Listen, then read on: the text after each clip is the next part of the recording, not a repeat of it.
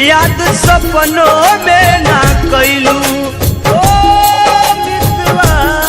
जब से छोड़ के हमके गइलू याद सपनों में ना कैलू।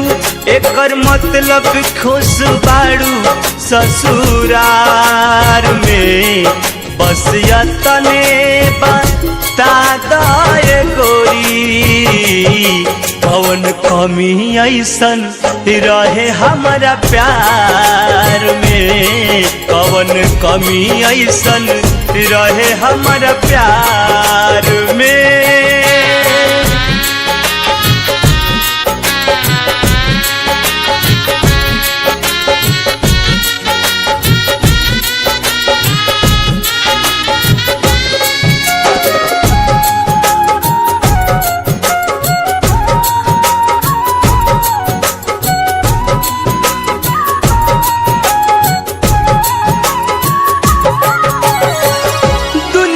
बसाइली हलू अपन ससुराल में, एक बेर न पूछलू जिया तानी कौन हाल में।